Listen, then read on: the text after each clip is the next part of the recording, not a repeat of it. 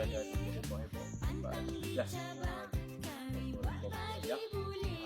tempat kerja yang seleren dan pokok berada di tempat membersihkan kawasan bersihlah seperti yang diserap diamanahkan oleh pegawai saya dan pengaruh kepada kita lah. Terima kasih lah. Dan saya jumpa semua kepada heboh ni dengan untuk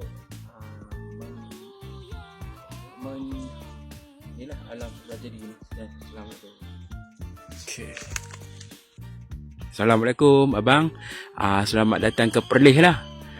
Selamat datang ke Rimba Heboh. Abang daripada negeri Terengganu ah. Okey, apa pandangan abang Rimba Heboh ni, macam mana dia punya tempat ni?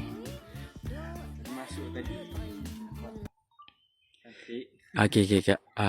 Kira Nak masuk ke dalam ni. dia ada dalam lagi dia punya track. Terima kasih lah noh. Saya dulu pergi ke Terengganu Pasar Payang. Pasar Payang. Pasar Payang pun cantik di sana. Dengan pantai-pantainya. Dan saya menjemput lah. Kalau ke Perlis boleh pergi makan laksa di Kuala Perlis. Boleh ke Gua Kelam. Itu Taman Negeri. Kalau pagi-pagi boleh untuk tengok awan nano. Yang tu terletak di kaki bukit lah. Yang di sana lah. Dia dimiliki oleh Jabatan Hutan lah. Terima kasih Abang lah. Okey, Assalamualaikum. Okay. Assalamualaikum. Okey, tuan daripada mana? Kami daripada Perak. Okey, selamat datang ke Rimba Heboh lah noh. Okey. Di sini ialah laman bidan. Laman untuk ni lah lebih kurang macam orang panggil apa? Dia cerita pasal apa nama patah. Ni laman patah, laman bidan di sana. Ni dia patah ni ni lah ubat-ubat yang patah untuk berkaitan khasiat untuk badan. InsyaAllah lah kami pertama kali juga sampai kau nak kenal-kenalkan saja kenalkan budak-budak jugalah tentang herba semua kan. Kita pun tak tahu mana juga. Nak belajar jugalah ni.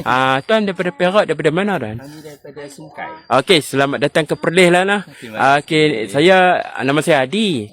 Saya bekerja sebagai penjaga di kebersihan di sinilah. Saya bekerja dengan Jabatan Hutan.